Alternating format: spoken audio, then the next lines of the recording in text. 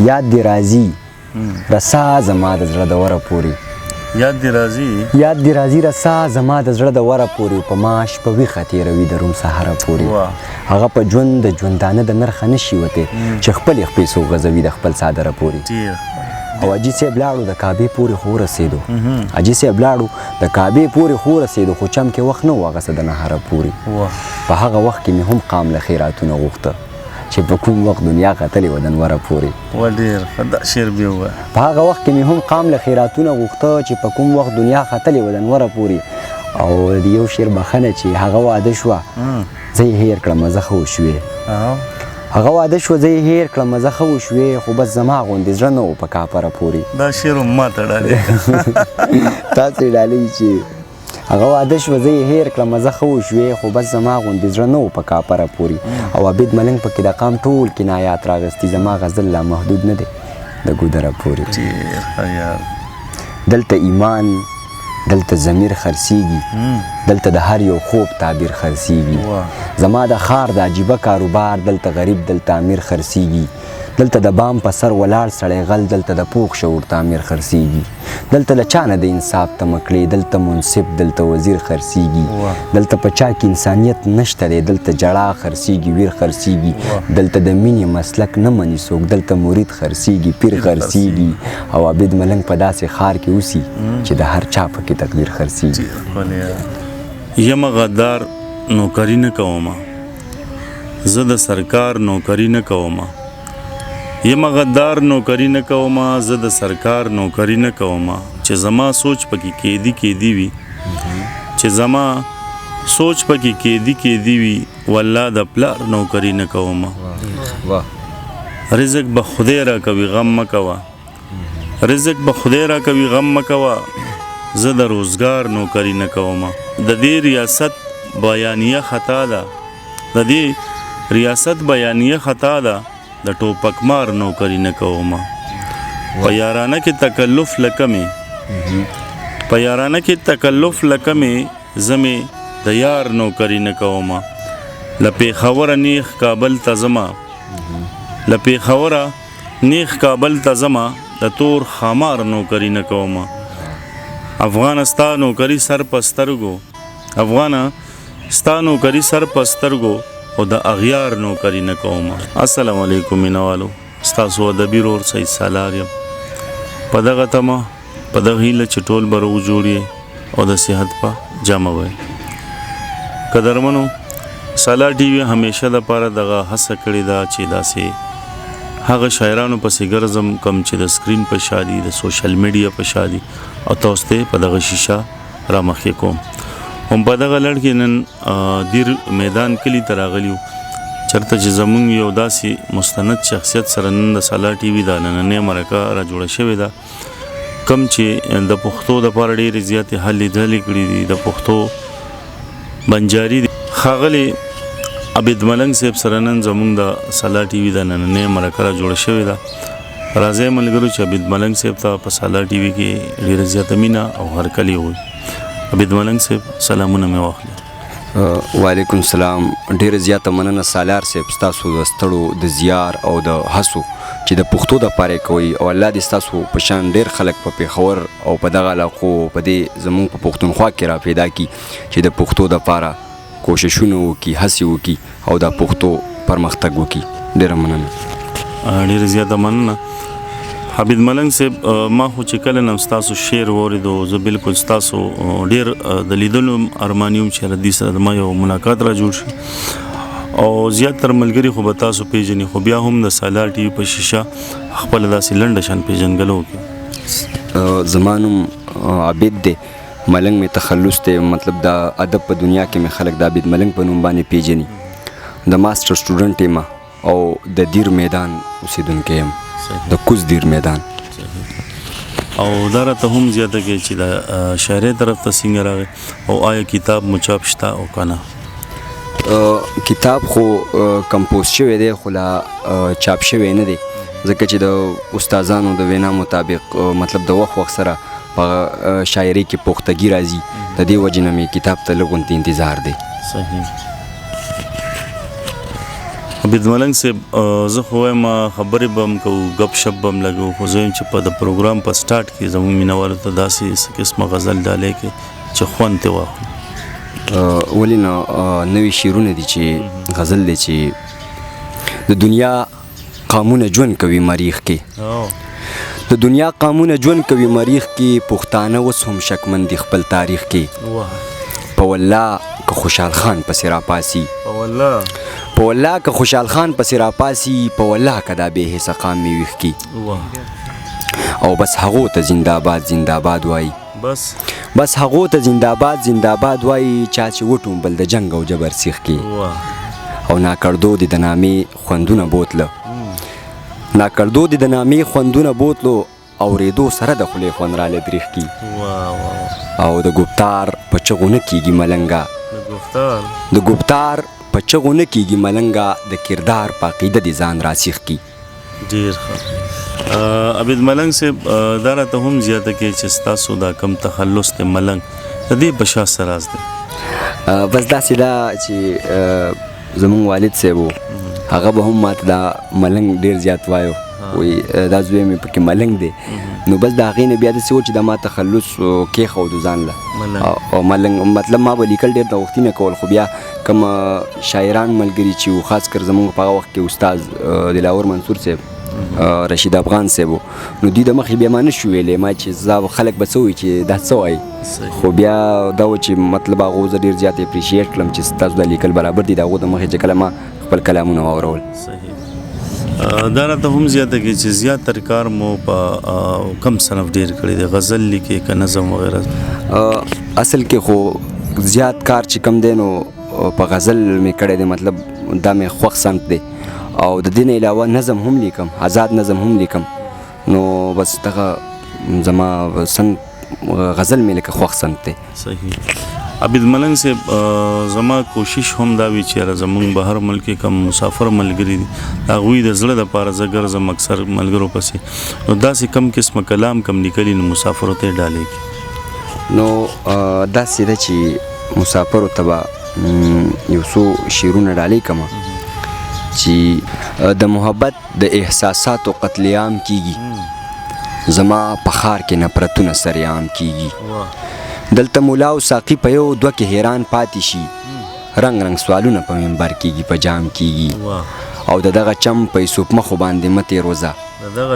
د دغه چم په یوسف مخو باندې مه تېروځه دلته رواج دی بېروخي به ګام په ګام کیږي او ستا د هجران روژه نیول زما د وسې نه ده ستا د هجران روژه نیول زما د وسې نه ده ستا د وصال اذان اکثر په تور ماښام کیږي او نه ټوپک ته ګوتې مه ورله دا کار ونه کوي نه ټوپک ته ګوتې مه ورله دا کار ونه کوي ژوند وکه ژوند ښه دی ژوندون خو په ناکام کیږي او ستا ملنګ ستا په سر په دې نوم خلکو پیژندو ستا ملنګ ستا په سر په دې نوم خلکو پیژندو لور په لور چم په چم خبرې د بدنام کیږي. عابد ملنګ صاحب موږ درته غوږ وږ یو نو یو نظم به در سره هم شریک کړم بالکل چې د هغوی عنوان دی داسې آزاد نظم دی د زړه زور مې اوبه شوی د بېخوندو کردارونو د شکمنو څېرو منځ کې یوه ساه راکې غړېږي زړه راتش کم تنهایۍ ته تخیل هم راګویا شي د زړه درد پکې ښکاره شي بې ترتیبه زندګي ده زه تړلی بند په بند یم د ضمیر په زنځیرونو د احساس په جیلخانه کې د بېدردو په ځنګل کې زما ژوند دی چې تیریږي په لټون د انسانیت کې څه د کار ککرۍ نشته بس دی نور ورپکې نه یم د زړه زور مې اوبه شوی د زړه زور مې اوبه شوی او بار بار دا یو غزل دا چې ریکارډ شوی دی خو ملګري تپوس کوي چې دا چا دی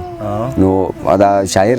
مطلب څوک دغه نه کوي دا غزل زما دی څو سینګرانو مې دی چې اوښکې مدام مې پارمان د بیلتانه تلي دي اوښکې مدام مې پارمان د بیلتانه تلي دي بس چې ته تلې مزې د ژوندانه تلي دي او ستا په سندان زړه کې لږه لاره هم ونه کړه ستا په سندان زړه کې لږه لاره هم ونه کړه هر څوک اوښکې مې په شان د بارانه تلي دي او مونږ په خپل درد رقیب هم احترام کړی دی مونږ په خپل درد رقیب هم احترام کړی دی څوک چې زمونږ پله راغلي دي درانه تلي دي او قسم دی پیره په خندا باندې مې مه تېروځه قسم دی پیره په خندا باندې مې مه تېروځه بېګا مې ټوله شپه په اوښکو کې باڼه تللي دي دا شعر بیا ووایه جي قسم دی پیره په خندا باندې مې مه تېروځه بېګا مې ټوله شپه په اوښکو کې باڼه تللي دي او کاپیره زړه یې د عابد ملنګ بیخي قبضه کو کاپیره زړه یې د عابد ملنګ بیخي قبضه کو ورته په کډه ستا غمونه پښتانه تللي دي نو دا بل یو کلام دی چې تاسو به اورېدلی مې چې د خپل احساس سوري ته کښېنمه دمه وکړمه د خپل احساس سوري ته کښېنمه دمه وکړمه په تنهایۍ کې په یادونو ګزاره وکړمه ستا بېحسي مخې ته کښېدمه او نیت وتړم ستا بېحسي مخې ته کښېدمه او نیت وتړم بیا مې د خپلو ارمانونو جنازه وکړمه چې کله کله مې جامونه تنده ماته نه کي زه کله کله مې کده کې سته شپه وکړمه چې کله کله مې جامونه تنده ماته نه کي زه کله کله مې کده کې سته شپه وکړم او ته به د درد د دنیا ټولې افسانې هېرې کي ته به د درد د دنیا ټولې افسانې هېرې کي ځکه د خپل لتاړ لتاړ ژوندون قصه وکړمه او چې جدا کېږي پکې دوه مین او زه قاضي یم چې جدا کېږي پکې دوه مین او زه قاضي یم ډېره مشکله ده که داسې فیصله وکړمه او حسن پرست زړه د کمرو نه ګزار کړمه زه عابد ملنګ به نور د مینې نه توبه وکړمه عابد ملنګ صاحب په دې پېښور موړ اسلام آباد کې زموږ یو ملګری دی عرفان الله هغوی تاسو ته ډېر سلامونه هم رالیږلي دي او د هغوی په فرمایش نن زه تاسو له راغلی نو هغوی ته به څه ډالۍ کوئ عرفان الله صاحب ته زمونږ د امیر بای ته غلام بای ته او عمر ننګیال د ثوابۍ یو ملګری دی زه نه پېژنم خو هغه بار بار وایي چې زما دا نوم به پکې واخلئ نو هغه ته دې هم دا نظم ډالۍ وي چې د نظم عنوان دی زه چې په تا باندې مین شومه زه چې په تا باندې مین شومه ما ځان ولیدو ما د خپل فکر په جانان کې هم جانان ولیدو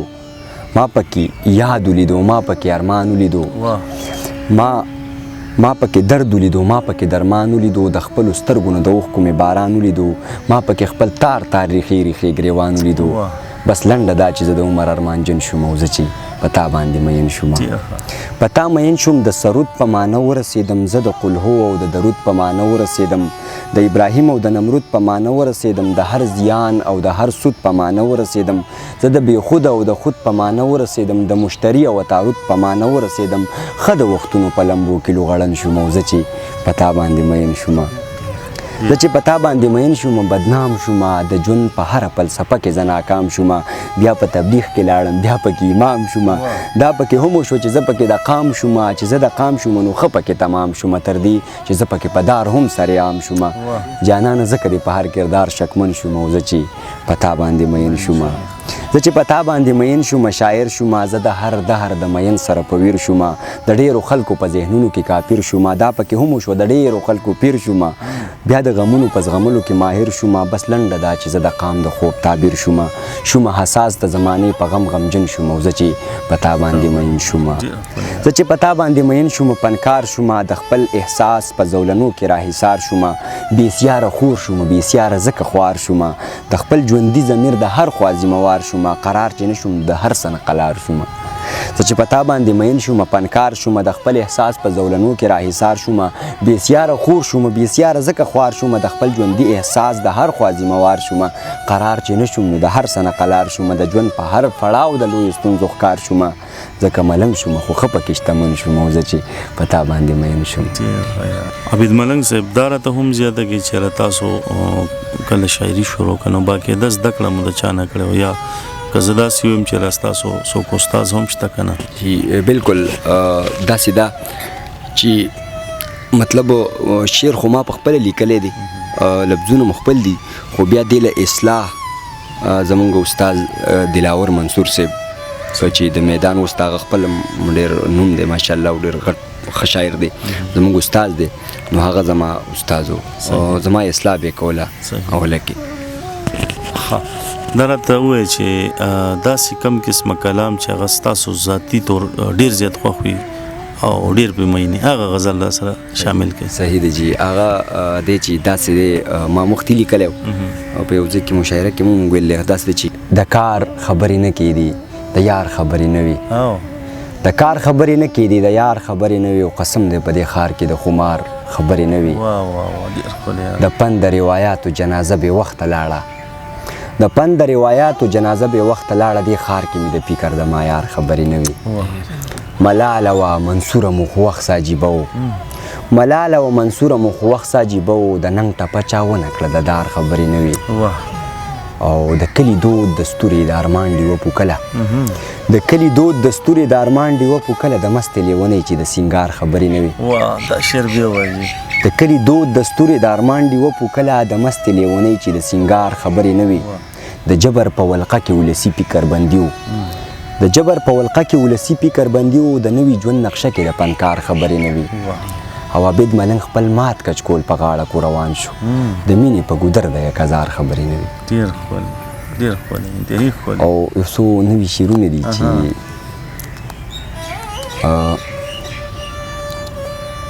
تل را پشا ستا د یادونو بلاګانې دي بس تل را پشا ستا د یادونو بلاګانې دي بس پتنګ کې پاتې مې پشمار یو څو ساګانې دي بس زما په ذهن کې د مینې مقام سر خوړلې زما په ذهن کې د مینې مقام سر خوړلې زړه کې مې پاتې څو ناکام ارزوګانې دي بس صوفیانه کلام دی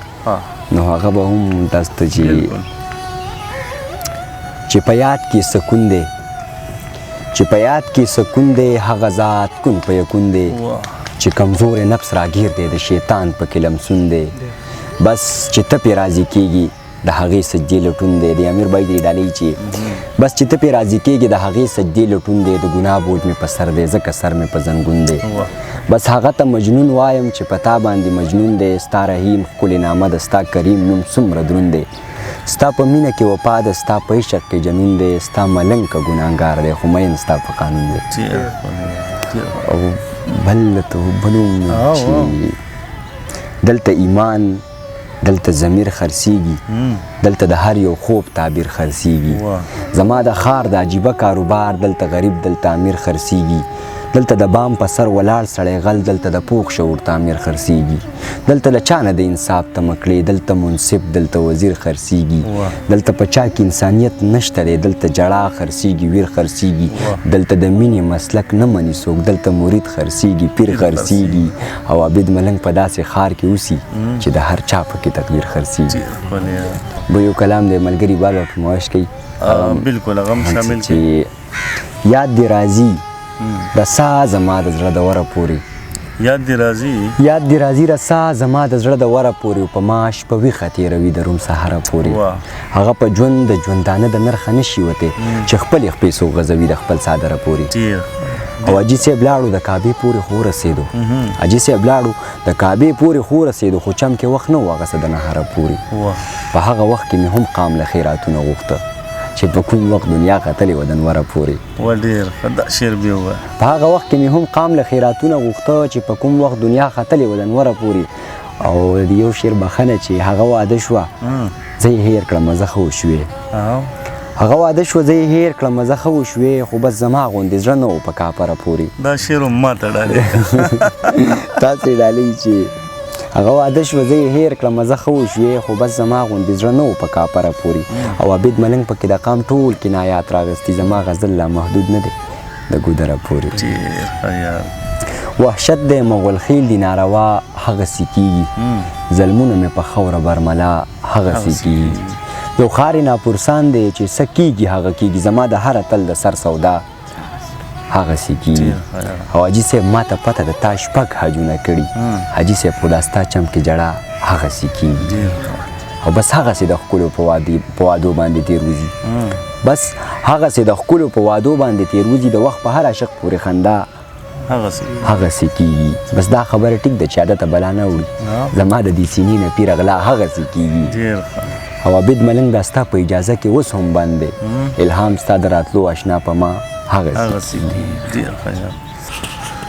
عابد ملنګ صاحب په اخره کې زموږ د سالا ټي وي مینوالو دپاره که څه پیغام ورکول غواړئ جی پیغام خو مې دا دی چې د ټولو ناول د شعر معیار ته وکتې شي ځکه چې اکثر خلک شعر ته واه کوي خو په هغې کې چې دننه کم مقصد وي هغې ته نه ګوري نو په کار دا دی چې دا شاعران دومره ځان ستړی کړي یا بیا تاسو دومره ستړی وکئ نو پکار ده چې دا د دې کې دننه یو مقصد پروت دی او بیا مغه پرویز شاهین صاحب وایي که نه چې اول خو د لیکوال له پکار دی چې دا چاته لیکیا دی څه وایي او د ده په دې خبرو کې څه مطلب دی نو پکار دا دی چې مینهوال معیار خپل دې ته ورسوي چې په دې شعر ځان پوهېږي چې دا سړی څه وایي صحیح ده که نه مثال په تور که موږ د غني خان بابا کلامونه اورو که د هر چا اورو نو په هغه خلک هسې اوري زیات خلک خو پوهېږي پرې نه نو چې د هغې د پوهېدو کوشش وکړي نو زما مطلب هم دا دی چې د یو شعر اورېدل خو په دې ځان پوه کول ډېر لازمي خبره ده صحیح خپل پروګرام د واسین سے په دې دوه شعرو راټولوم چې پسترغلو کې مې پاړسوب راشي چنور راوخیږي نو خوب راشي واه واه نیستی مې داسې ارمانونه وجني لکه په ګلو چې وجتوب راشي